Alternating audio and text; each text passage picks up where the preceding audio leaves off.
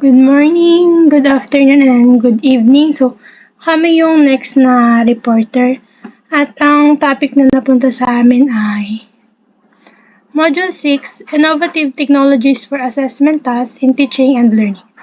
At ako nga pala si Dina Sabado at ang makakasama ko sa topic na ito ay si Kristen Canlas, Angela Mendoza at Andrea Pasco. So, under ng Module 6, meron siyang dalawang lesson. Simulan natin yung Lesson 1. Lesson 1, ICT and Assessment of Learning. So, once again, pag sinabi natin ICT, so ICT stands for Information and Communication Technologies. So, ICT is defined as diverse set of technology tools and resources used to transmit, store, create, and share information. So, pumapasok na dito si technology. Now, alamin natin kung ano nga ba yung assessment. So, once we say assessment is the process of identifying, gathering, and interpreting information about students' learning.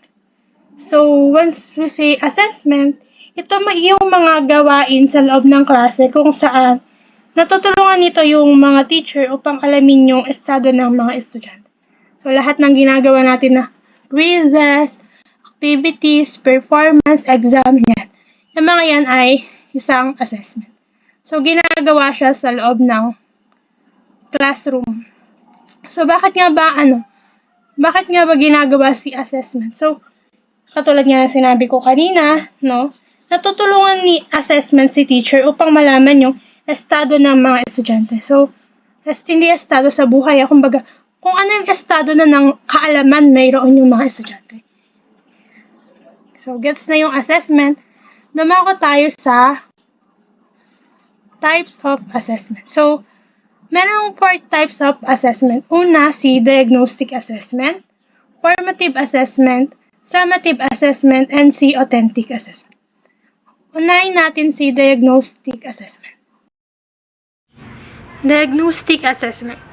This form a pre-assessment that allows a teacher to determine student prior knowledge before instruction. Ayan. So, si diagnostic assessment, ginagawa siya before proper instruction o bago magturo si teacher. So, magugulat kayo, diba? Nagugulat tayo minsan kung bakit, may bigla ang quiz, gano'n. So, kung hindi pa ako nagkakamala si diagnostic assessment, hindi siya nire-record ni teacher. Kasi nga, ginagawa lang si diagnostic assessment para mabigyan ng information si teacher kung ano na yung knowledge na alam ng students about dun sa topic nila.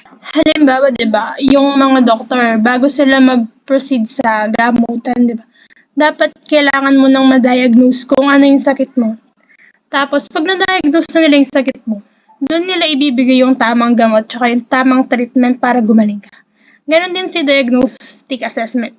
Ginagawa siya para malaman ni teacher yung strength and weaknesses ng mga estudyante para malaman niya kung anong method of teaching yung gagawin niya. Nagigets po ba? Okay, gets na. Next na po. Pangalawang types ng assessment is formative assessment. Formative assessment takes place during instruction to provide the teacher with information regarding how well the learning objectives of given learning to get ongoing learning activity are being met.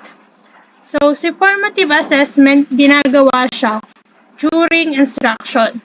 So, di ba, kung mapapansin natin minsan, mayroong tanungan portion si teacher tsaka si student. So, ayan, once best example siya ng formative assessment kasi nga,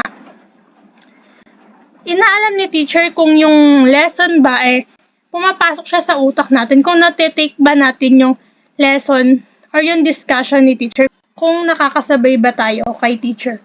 And best example din ng formative assessment ay yung mga quizzes natin. So, bakit nga ba ginagawa si formative assessment? Kasi nga, si formative assessment, tumutulong siya upang baguhin yung strategy ni teacher ayon sa pangangailangan ng mga estudyante. Kasi, halimbawa, di ba sa quizzes, nakita ni teacher na mababa yung nakuha ng mga estudyante niya. So, ang gagawin ni teacher nun, babaguhin niya yung strategy niya sa pagtuturo. 'Di ba? Kasi baka may mali kay teacher kaya hindi magets ng mga estudyante. Or may mali sa mga estudyante na kaya hindi nila matik yung lesson. Kaya si teacher, hahanap siya ng ibang paraan para makasabay yung mga estudyante niya. Kaya mayroong formative assessment. Okay, proceed na tayo kay summative assessment. Evaluate student learning at the end of a defined instructional period. Ayan. So, si summative assessment, ginagawa siya after ng lesson. So, pag nag-end na yung lesson, pag tapos na yung lesson, so, ayan, gumagawa ng summative assessment. Best example nito ay exam. No? Best example ni summative assessment ay si exam. So, ginagawa siya para malaman din kung yun nga, may natutuhan ba yung mga estudyante sa lesson. Next, authentic assessment. Refer to assessments wherein students are asked to perform real-world tasks that demonstrate meaningful application of what they have learned. So, si authentic assessment dito na. Ito yung assessment na ina-apply na siya sa real world. Sa totoong buhay. Halimbawa nito, dula-dulaan yan. Diba? Pag gumagawa tayo ng dula-dulaan, na-apply natin siya sa totoong buhay. Another example pa ni authentic assessment is yung ginagawa nating e-portfolio. Diba? Noong nakaraan lang, tinuturo lang siya ng reporter, si Mr. Lee. Ngayon, na-apply na natin siya sa real world. Kaya gumagawa na tayo ng e-portfolio. So, yun yung authentic assessment. Gets na, no? May 4 tayong types of assessment. Si diagnostic, ginagawa siya before the proper lesson. Si formative assessment, ginagawa siya during the lesson. At si summative assessment, ginagawa siya after the lesson. And si authentic assessment naman, no, pine-perform siya sa real world. Sa totoong buhay. Gets na siya? Lumipat na tayo. Okay. The role of ICT in assessment in learning. So, kanina sinabi ko kung ano yung ibig sabihin ng ICT. So, ito yung mga role ng ICT sa assessment in learning.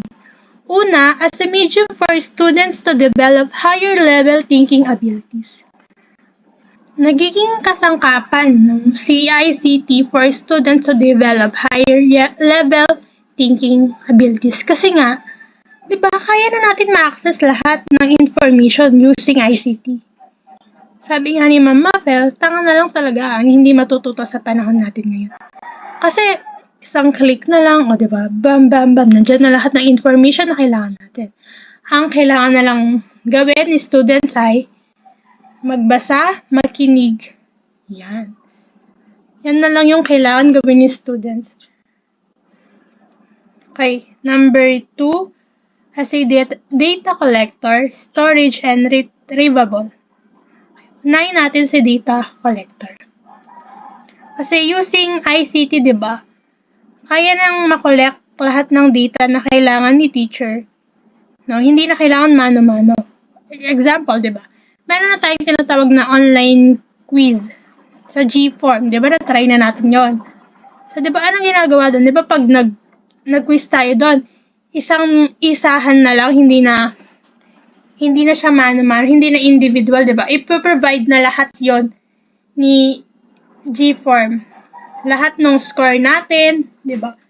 Kaya naging siyang ICT as a data collector. So, storage. Diba?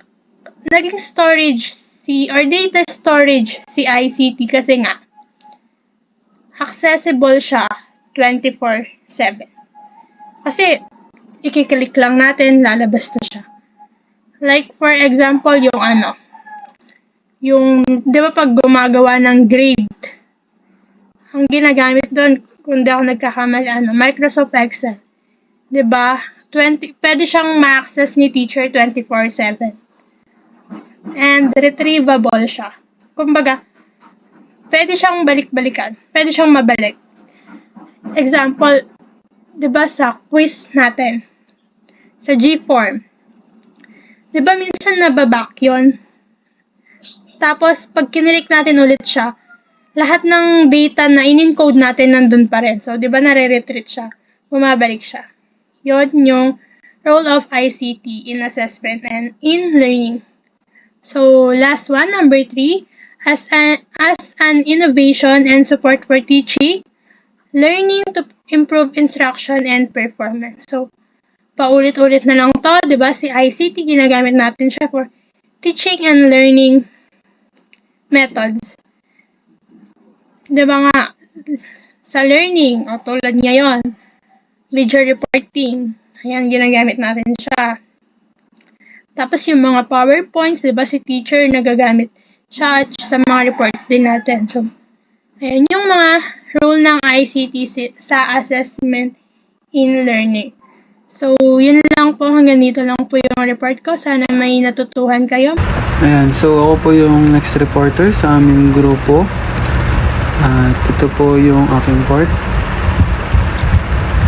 Test plays a vital role in traditional learning as well as e-learning, and this helps the teachers and the learners in measuring learning. So, dito po sa unang bullet, yung mga test or assessment na ginagawa po natin is nagiging basehan po ng mga guro kung talaga po bang natututo tayong mga estudyante. Pangalawang bullet, there are many freeware where the teachers can create quizzes and evaluate learning electronically.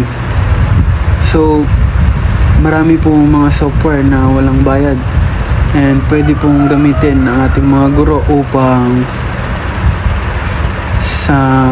magamit po nila or gumawa na isang test or assessment. Best example po dito is yung Google Form na ginagamit po natin pag tayo po ay nag-quiz or nag-take po ng isang exam. So, pangatlong bullet naman po, one of the advantages of using the web-based exam software or an online examination system is that it gives a high level of transparency as opposed of traditional method or remote method. It is almost impossible to compromise exam questions and evaluations because they cannot also be influenced. So, sabi po dito na isa rin po sa mga advantage ng paggamit ng web-based exam software or online examination system ay mas nakikita po talaga yung tunay na resulta or mga grado ng mga estudyante, lalo na po kapag magko-compute po ng grades. Best example po dito na ginagamit po ng ating mga guro is yung Excel, na kapag nagko-compute po sila ng grades ay ginagamit po nila ito. Gaya rin po nung aking sinabi kanina is yung pag-check po ng pag-online ay mas klaro yung resulta or mas visible po dahil nasa harapan na po natin at hindi na po siya mabubura. It is almost sabi rin po dito na it is almost impossible to compromise exam questions and evaluations because they cannot also be influenced.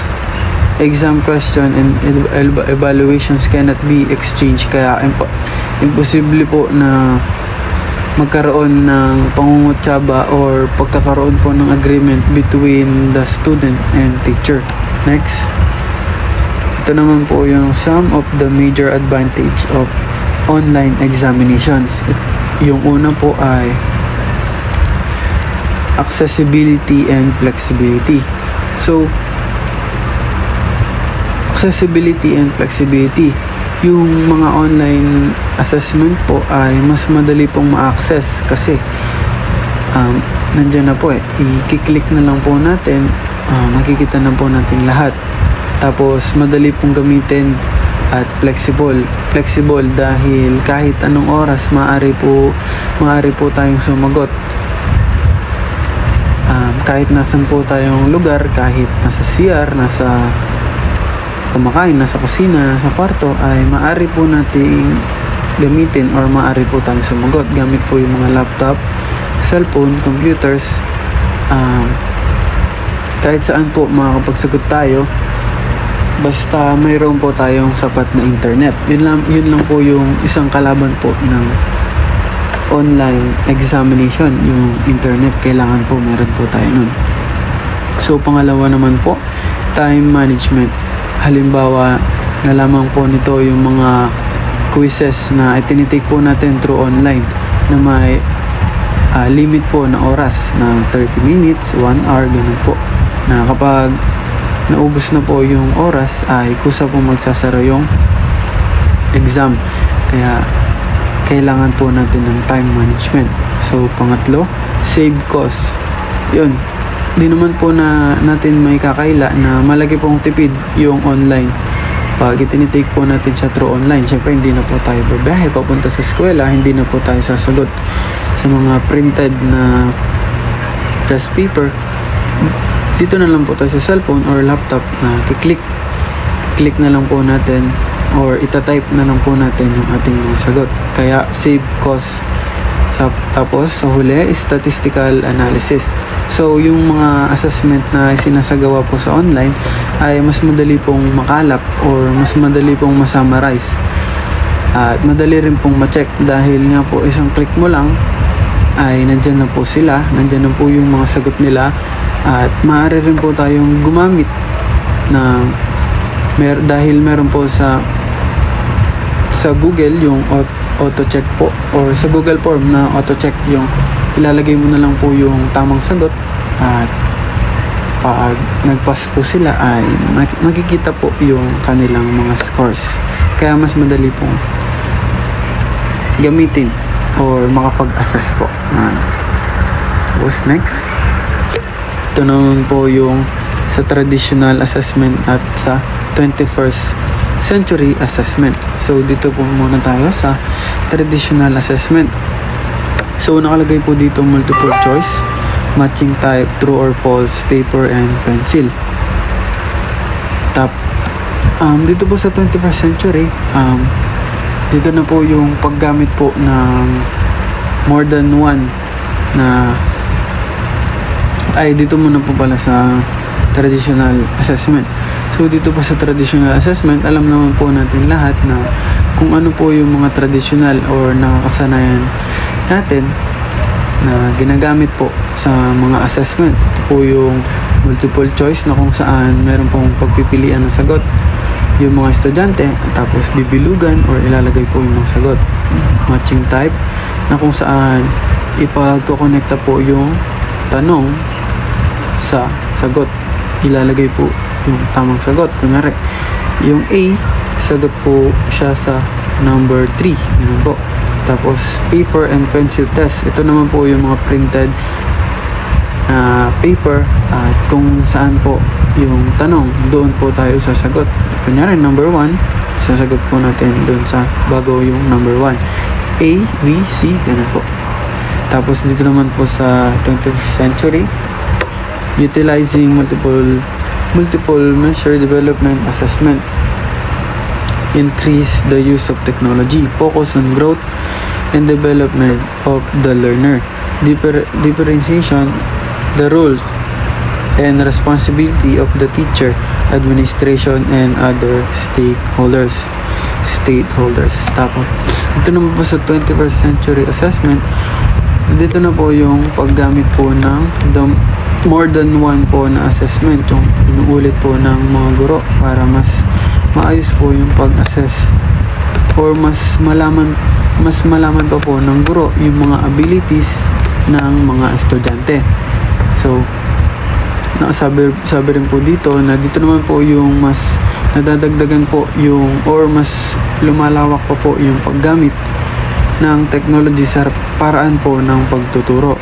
Tapos dito rin po nakasaad na mas nagpo-focus po kung paano po mapapaunlad or mas made-develop yung isang estudyante. So, sa huli, tinitignan po kung ano pa po yung pagkakaiba or mga roles at responsibilidad po ng mga teachers, administration, and other stakeholders dahil may mga sarili pong tungkulin na dapat gampanan sa loob ng paaralan. Next, educational technology used to increase the difference efficiency of education. Computers are the future of teaching and learning. Promote the development of learning. Create an attractive and effective learning environment. Introduce new, exciting, and innovative for student engagement. Teachers can incorporate active learning activities. So, dito po sa educational technology, sabi po dito na mas madali po magkaroon ng ability para mas madaling maintindihan yung mga impormasyon para hindi na po ulit-ulitin at magamit po ng mga estudyante sa mga particular na situation. So, sabi rin po dito sa second bullet na yung mga computers din daw po itinuturing na sa pagkatuto at pagtuturo ng mga guro at estudyante sa darating na panahon dahil hindi naman po natin may kakailan na kung gaano na po kalaki yung technology sa ating buhay dahil katulad po ng ulit-ulit ko na sinasabi na isang click lang po ay nandyan na po yung mga information na kailangan natin. So, sabi po dito, promote the development of learning. So, it is also improves the learning. Kung baga po ay mas nag-grow po or mas lumalawak po yung paraan kung paano po tayo matututo. Tapos, create attractive and effective learning environment. Siyempre, marami na pong nakakaaliw na part yung technology dahil marami na pong nakakalibang or nakawiwili or nakakakuha ng damdamin ng mga estudyante kaya mas madali na lang po natin na makuha yung kanilang atensyon upang magkaroon po tayo ng effective learning environment. So, introduce new, exciting, and innovative for student engagement. So, sabi nga po kanina, sobrang lawak na po ng technology. Kaya dahil nga po na sa technology, mas marami na po ngayong mga nakawiwili at bagong idea or method na magiging dahilan po sa lalo pong pag-participate ng mga student sa mga activities. Dahil pag nakawiwili po yung ating pagtuturo by using technology, mas nagkakaroon po ng interest yung mga student upang magpartisipa po sa mga activity na ating isinasagawa. Teachers can incorporate active learning activities. So, it is easy for the teachers po na to unite the active learning and form in a whole. Kasi, sobrang dali na lang po. Kasi, 21st century na. So, next, active learning. Living activity which students interact or engage. Parent help learner engage in learning experiences at home. Teacher gives activities that are essential, meaningful, and useful. Creativities which involve students' interaction with content. So, active learning, ito po yung mga iniiwan natin. Sabi po dito, ito po yung mga iniiwan natin ng mga activities sa mga students upang kanilang mga sagutan. So, sabi po dito, syempre pag parents help learner engage learning experiences at home. So, syempre, nagiging parte rin po ng active learning ang mga magulang natin kung saan sila po yung dapat gumagabay sa pag-aaral po natin or pag-aaral po ng mga bata pagdating po sa kanilang mga tahanan dahil sila po yung nandoon at nakakasama po natin sa ating mga tahanan. So, sabi po dito, teacher gives activities that are essential, meaningful, and useful. Siyempre, kailangan po ding yung mga guro ay magbigay ng mga activities na makahulugan, may mitihin at talaga pong magagamit ng mga estudyante sa kanilang mga buhay at pag-aaral. So, activities which involve student interaction with content. So, sa tuwing magbibigay po ng activities yung mga guro ay kinakailangan pong may interactive o kawiwilihan ng mga estudyante upang mas madali pong matuto yung mga estudyante at madali pong ma-assess. Lamang po at maraming salamat. I'm Andrea de la Pasión Pascua po, your next reporter. Okay, let's proceed to the lesson criteria in choosing appropriate assessment. So, we have considered in choosing appropriate assessment tools. So, ibig sabihin, ito yung mga paraan na pwedeng gamitin natin upang suriin ng isang mag-aaral kung meron ba itong natutunan. So, number 1, goals of assessment. So, ano ba to? Pag sinabi natin goals of assessment, so ano ba yung mga gusto mong malaman na impormasyon sa isang mag-aaral? So, gagamit ka ng assessments. Like for example, gusto mong sukatin yung mga kasanayan ng mga bata sa pag-iisip o sa kanilang critical thinkings. So, ano mga dapat mong gamitin na assessments? Alangan gagamit ka ng multiple choice, di ba? Dapat yung gagamitin mo dun is essay or debate. Okay, next. Methods of assessments, either direct or indirect. So, pag sinabi po natin direct assessment, it is ideal for measuring specific knowledge and skill. So, direktang pagsusuri sa isang mag-aral upang masukat ang kanilang kaalaman at kasanayan. So, like for example niyan, yung mga text, multiple choices, essays, performances based, ganon, like quizzes, project, at marami pang iba. So, sa indirect assessment naman, ito yung paraan upang mangalap ng mga impormasyon tungkol sa pag-aaral.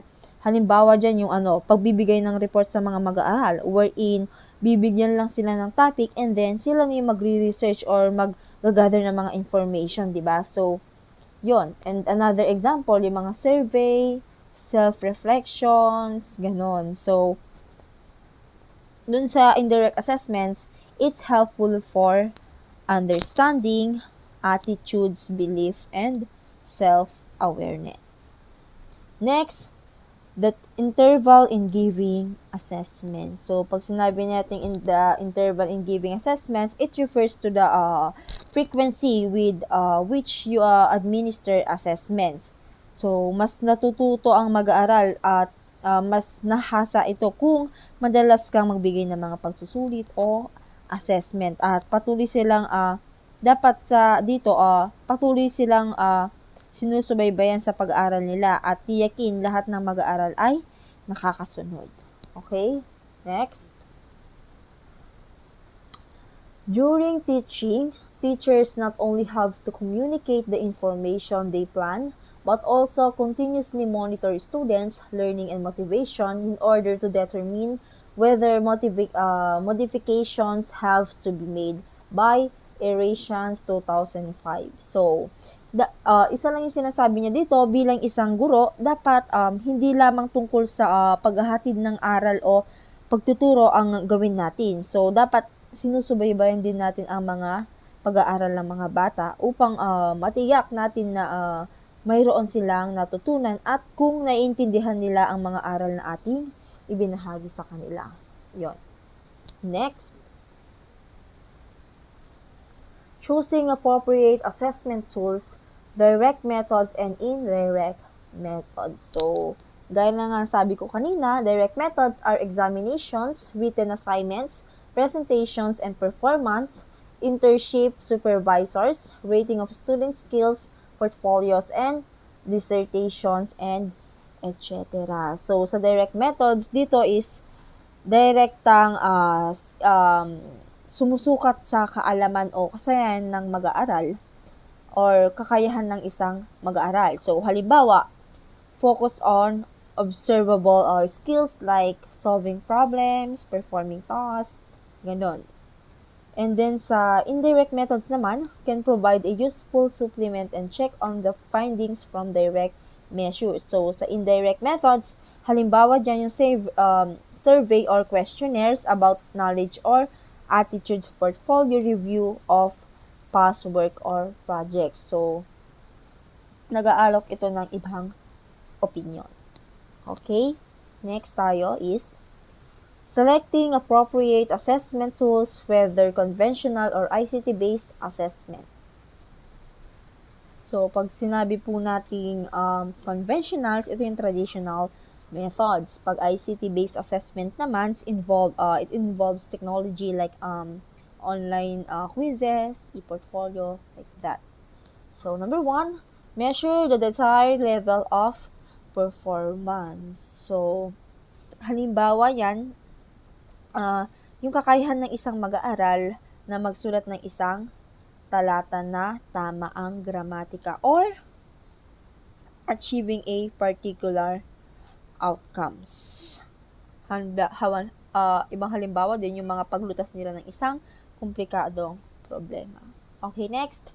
Cost-effective in terms of effort, time, and money. So, sa number 2 refers to a choosing assessment tool that provide valuable information while minimizing the resources required to use them.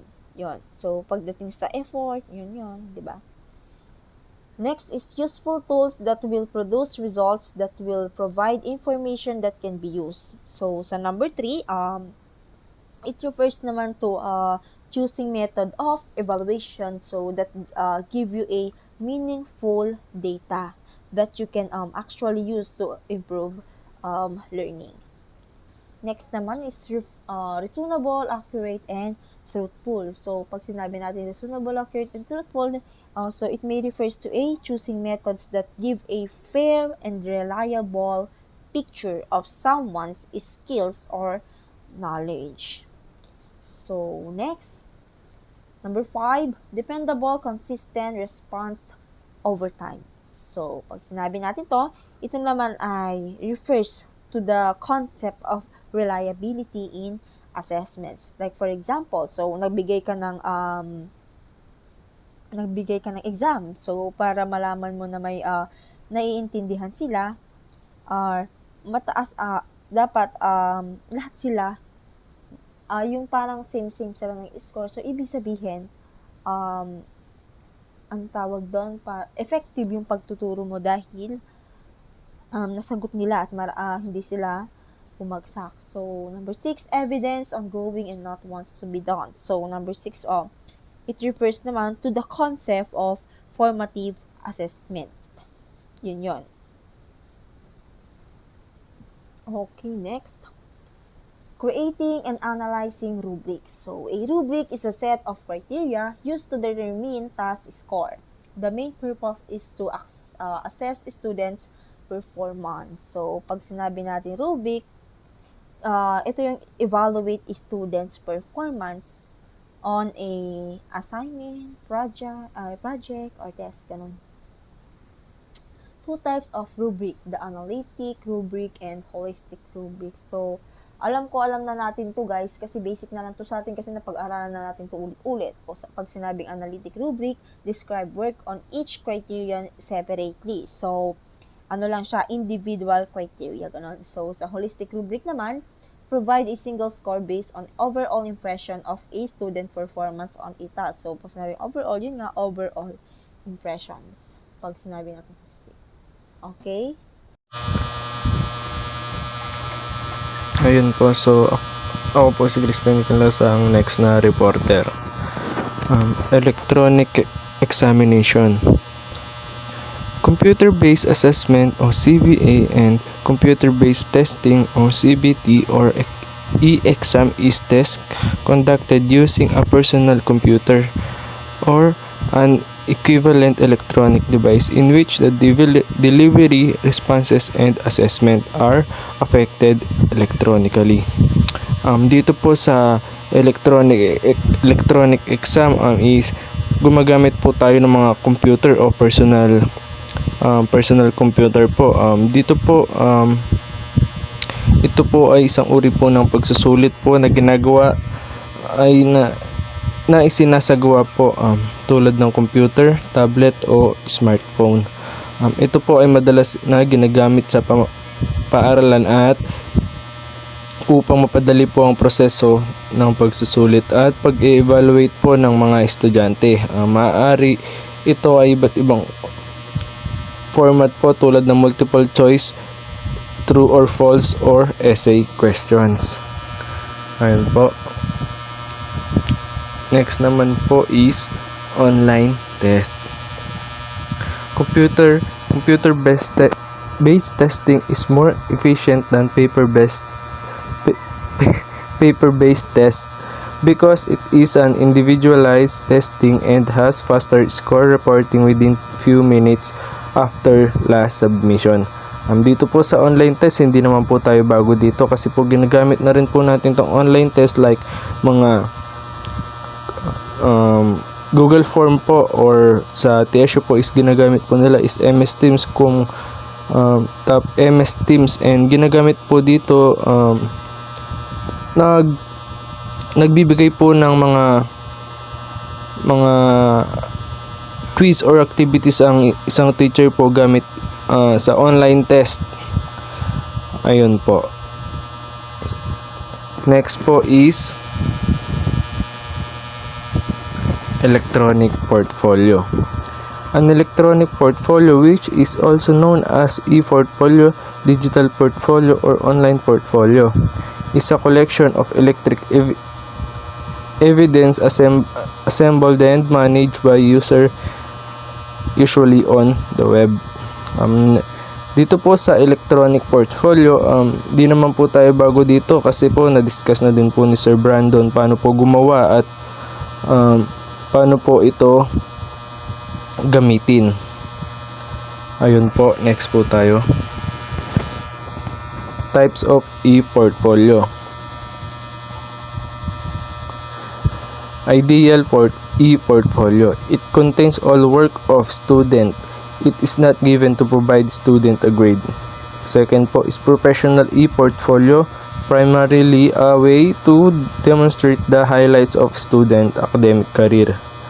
Dito po sa ideal portfolio, tumutukoy po sa isang portfolio na lubos na nagpapakita ng kakayahan, karanasan at tagumpay sa isang individual. Ito ay maaaring maging isang kombinasyon ng mga magagandang gawa, mahusay disenyong portfolio at maayos na organisasyon ng mga dokumento at yun po. Samantala po ang professional portfolio po, ito po ay isang uri ng e-portfolio na nilikha upang magpakita ng kasanayan, karanasan at tagumpay sa larangan ng professionalismo. Ito po ay karaniwang ginagamit sa mga aplikasyon sa trabaho, mga interview o iba pang mga oportunidad sa ayun po. Next po is documentation e-portfolio. Involves a collection of work over time showing growth and improvement reflecting students' learning of identified outcomes. Ito po ang documentation e-portfolio po, ito po yung isang uri po ng portfolio na naglalaman ng dokumento, patunay at mga gawas na nagpapakita ng kasanayan, karanasan at tagumpay. Ayun po, dito po documentation e-portfolio po, ano kasi ito, Ito po yung pwede ka po maglagay po dito ng mga documents or mga mahalagang documents po na pwede nyo pong ilagay sa e-portfolio. Ayun po. Next slide po. Learning e-portfolio. Typically created a student as part of learning activity as a way to demonstrate learning and learning process. Dito po, ang learning e-portfolio po ay isang uri po ng electronic portfolio na nakatuon sa proseso ng pag-aaral at pag-unlad ng isang individual. Ito ay binubuo po ng mga dokumento at iba pang uri ng mga patunay na nagpapakita po ng paglalakbay ng isang mag-aaral sa pag-aaral, pag-unlad ng kasanayan at pagsusuri sa pagkatuto. Dito po sa pamamagitan po ng learning e-portfolio po, ang isang mag-aaral po ay magtatala ng kanilang mga karanasan sa pag-aaral at mga natututunan sa paglipas ng panahon. Ayun po. Next po is evaluation or assessment e-portfolio. Teacher may utilize this for both formative and summative assessment feedback. Dito naman po sa evaluation or assessment e-portfolio, ito po ay nakatuon sa pagsusuri at pagtatasa ng kasanayan, kaalaman at pag-unlad ng isang individual sa isang partikular na larangan o disiplina. Ito po ay binubuo ng mga dokumento at ibang uri patunay na nagpapakita ng kasanayan at tagumpay ng isang tao. Dito po sa pamamagitan po ng evaluation, assessment or e-portfolio, maaari masuri din po suriin po ng isang guro o iba pang tagapagturo ang pag-unlad po ng isang mag-aaral sa isang partikular na kurso o programa. Ito po ay maaaring gamitin na rin sa mga settings sa edukasyon bilang bahagi ng proseso ng pagtatasa at pagbibigay po ng feedback sa mga mag-aaral. Next po. Hanggang dito lamang po ang aming i-report. Maraming salamat po sa pakikinig.